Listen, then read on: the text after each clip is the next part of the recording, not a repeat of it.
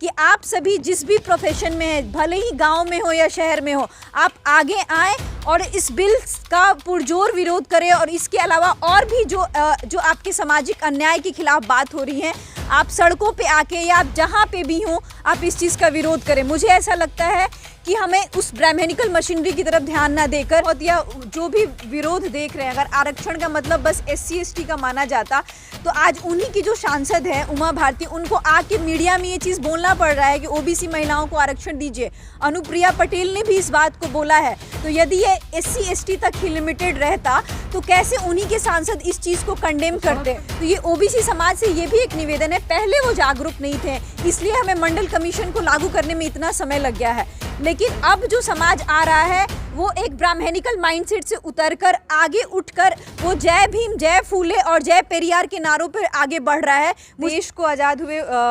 लगभग 70 साल से भी ऊपर हो गया है, और जो देश की आबादी है, आधा प्रतिशत आबादी है, मोर देन 50%, अगर आज भी 7 दशक के बाद भी अपने रिप्रेजेंटेशन के लिए लड़ाई लड़े तो वो कौन सा डेमोक्रेटिक कंट्री है जिसमें 7 दशक के बाद भी हमें खासकर महिलाओं को अपने अधिकार के लिए लड़ना पड़ रहा है। यदि हमारे पास कॉन्स्टिट्यूशनल मीन्स नहीं बचते हैं, पर ये भी एक कॉन्स्टिट्यूशनल मीन्स है। आप जानते हैं कि संविधान में इस चीज़ का ये चीज़ लिखा हुआ है कि हम किसी भी प्रकार का विरोध प्रदर्शन कर सकते हैं, और हमने जो भी विरोध प्रदर्शन किया है वो शांतिपूर्ण किया है और संविधान के तहत किया है। हमने किसी भी संविधान के नीतियों का उल्लंघन नहीं किया है, और इसलिए जलाया गया है कि हम बहुत दिनों से इस चीज़ की डिमांड कर रहे हैं कि हमें आरक्षण दो, आरक्षण दो। 1992 में जो मंडल कमीशन पारित करने की बात की गई थी, उसमें पुरुष और महिला दोनों की आरक्षण की बात की गई थी, लेकिन उसके बावजूद भी यदि हम रिज़ल्ट देखते हैं तो रिज़ल्ट में हमें ये पता चलता है कि महिलाएं फिर भी कम पहुंच पाई हैं। आप जैसा कि राजेंद्र सर ने बोला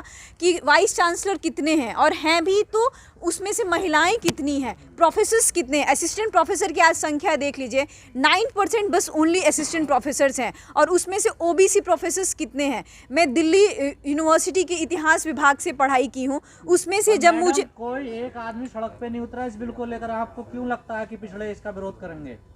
सर, जैसा कि सर ने बताया कि हम निगेटिव पार्ट की ओर नहीं जाएंगे, हम पॉजिटिव पार्ट की ओर जाएंगे। हम लोग इस चीज़ का विरोध करने आए। कैसे होगा? हवा में बात करो। हवा में सर ये बात नहीं हो रही है। अगर हम यहाँ पे हम सभी एकजुट हुए हैं और किसी भी बिल का विरोध कर रहे हैं, उसकी प्रतियां जला रहे हैं, उसके लिए बात कर रहे हैं और बहुत सारी महिलाओं को एकजुट कर रहे हैं, तो सर ये हवाई की तो सर पहली बात है कर रहे हैं जो वोट डालने नहीं जाते अपने एसी कमरे से, जो वोट डालते वो तो मोदी जी के संग है, तो क्या फर्क पड़ेगा? नहीं सर, आप इस चीज़ को प्लेनली नहीं बोल सकते हैं कि वो लोग विरोध कर रहे हैं जो मोदी जी के साथ हैं।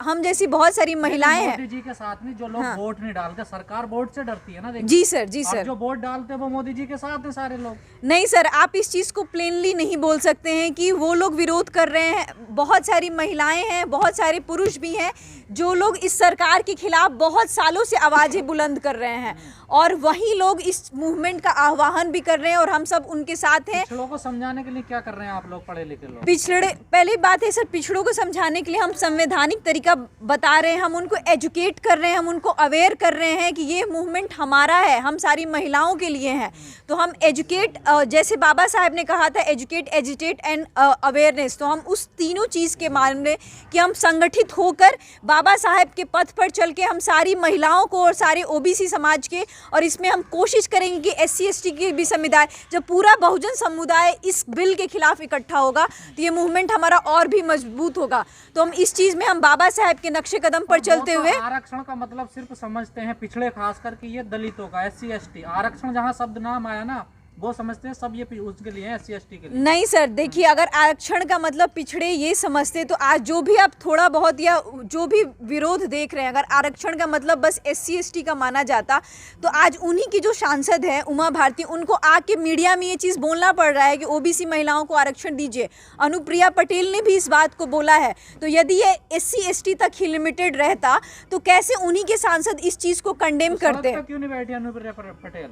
सर वो उनका पर्सनल स्टैंड हो सकता है, मैं उस पर कोई कमेंट नहीं करूंगी, लेकिन सर ये है कि उनके खुद के ही सांसद इस चीज़ का विरोध कर रहे हैं। और जो इंडिया अलायंस देख रहे हैं, जो कांग्रेस थी, जब 90s में ये बिल को इंट्रोड्यूस किया गया था तब कांग्रेस ने भी ओबीसी महिलाओं का इसमें कोई प्रावधान नहीं किया था, लेकिन आज कांग्रेस भी कास्ट सेंसस की बात कर रही है, ओबीसी महिलाओं के रिजर्वेशन की बात कर रही है। तो मुझे लगता है कि ये बस SC/ST समुदाय तक सीमित नहीं है, ओबीसी तक भी पहुंच चुका है। और बहुत सारी महिलाएं और पुरुष भी, बहुजन समाज नहीं कि बस ओबीसी समाज, पूरा बहुजन समाज इसके खिलाफ एकजुट हो रहा है और हमें पॉजिटिव ट्रेंड की ओर ध्यान देना चाहिए। एकजुट हो रहा, संसद में कह रहे हैं मुल्ले कटुए, ये सारे पिछले सांसद ही तो हैं, कौन है ये? जी, तो आप वैसे जैसा कि राजेंद्र सर ने बताया ना कि वैसे लोग बनाए जाते हैं, कुछ लोगों को मोहरा बना के, हमारे ही समुदाय से लोगों को मोहरा बना के उनको हाईलाइट किया जाता है, लेकिन इसका मतलब ये नहीं है कि ओबीसी के राइट्स के लिए हम बात करना छोड़ देंगे। एक दो लोग अगर इस तरीके के आपत्तिजनक बयान संसद में देते हैं तो हम उस चीज़ को डेफिनेटली कंडेम करते हैं, लेकिन वो पूरे पिछड़े समाज को डिफाइन नहीं करते हैं। नेतृत्व तो कर रहे हैं ना, देखिए वो लोग, उनके पीछे लोग हैं एक बड़ी संख्या में लोग हैं सर, पर मैं उस चीज़ को पूरे भारत की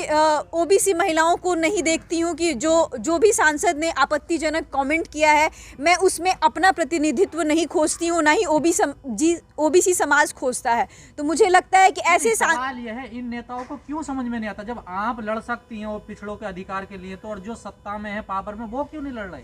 सर वो तो सत्ता में जो बिल लाया गया है वो एक उसमें एक सिरे से आप देख रहे हैं कि ओबीसी महिलाओं को दरकिरार किया गया है। तो अगर वो सत्ता के साथ हैं तो मुझे नहीं लगता है कि वो उस चीज़ के पक्ष में ज़्यादा हो सकते हैं। कुछ सांसद हैं कि जो उस लाइन को तोड़ के भी इसके खिलाफ आवाज़ उठाए हैं। तो हमें, मुझे लगता है कि उन सारी चीज़ों को छोड़ के हमें जो मूवमेंट को स्ट्रॉन्ग कर रहे हैं, हमें उस पर ध्यान देना चाहिए। जैसा कि अभी राजेंद्र सर ने भी कहा कि मंडल कमीशन के टाइम पे भी कुछ ऐसे एलिमेंट्स को प्रोड्यूस करवाया गया था जानबूझ के कि वो मंडल कमीशन के खिलाफ, ओबीसी रिजर्वेशन के खिलाफ इस तरीके का बयान दे, लेकिन क्या हुआ,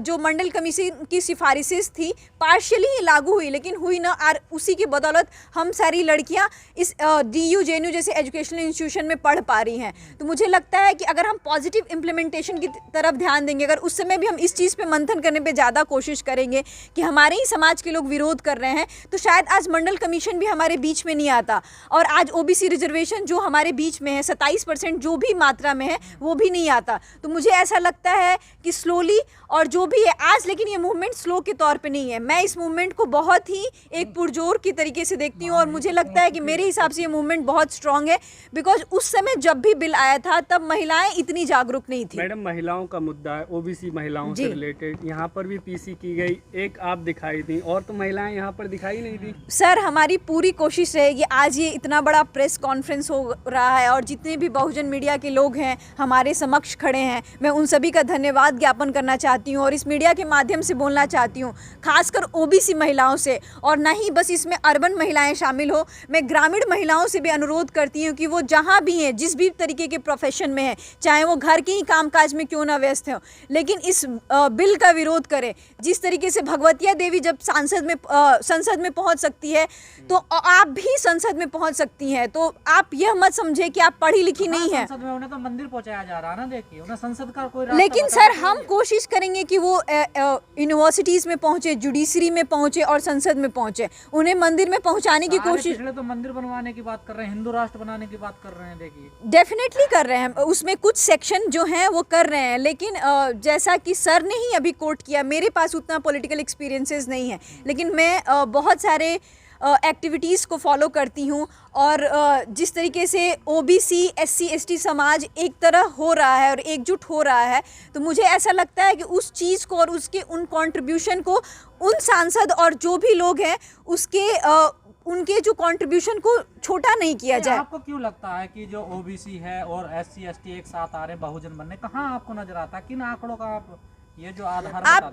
जैसे कि सारे अत्याचार जो लठ मार रहे हो तो पिछड़े मार रहे हैं दलितों को? नहीं सर, आप ये कैसे बोल सकते हैं कि सारे पटना में अभी दलित महिला को नंगा करके याद होना, देखिए क्या क्या हाँ राजधानी बिहार की। जी मैं उस चीज़ का पुरजोर तरीके से कंडेम करती हूँ, लेकिन सर उसमें जो माइंडसेट आप देखेंगे उसके पीछे जो मशीनरी है वो ब्राह्मणिकल मशीनरी है, उसमें ओबीसी। ब्राह्मण तो कहीं लठ मारने नहीं आता किसी को, कहीं देखा आपने ब्राह्मण? नहीं सर, पर अपर कास्ट के लोगों का ही मशीनरी है और उन्हीं के ये लोग लोग हैं उन आप जैसा बोला गया है ना कि ओबीसी समाज के लोगों को कुछ लोगों को ऐसा चूज़ किया जाता है और उनको एक माध्यम बनाया जाता है कि जो आपके समाज के लिए चीज़ें हो रही हैं आप उसी का विरोध किया जाता है। तो ये इसके पीछे जो मशीनरी है सर वो ब्राह्मणिकल है और जो उनके पीछे दिमाग और ब्रेन वॉशिंग जो किया जाता है वो ब्राह्मणिकल है। तो ये ओबीसी समाज से ये भी एक निवेदन है, पहले वो जागरूक नहीं थे इसलिए हमें मंडल कमीशन को लागू करने में इतना समय लग गया है, लेकिन अब जो समाज आ रहा है वो एक ब्राह्मणिकल माइंडसेट से उतरकर आगे उठकर वो जय भीम, जय फूले और जय पेरियार के नारों पर आगे बढ़ रहा है। मुझे लगता है कि आप सभी मीडिया पर्सन भी उस मूवमेंट को ज़्यादा कवर करें रादर देन कि हम उस मूवमेंट को कवर करेंगे जहाँ पे ओबीसी अत्याचार कर रहा है। मुझे लगता है कि दोनों चीज़ को कवर किया और ओबीसी समाज को स्पेशली महिलाओं को ये समझाने की ज़रूरत है कि आप सभी जिस भी प्रोफेशन में है, भले ही गाँव में हो या शहर में हो, आप आगे आएँ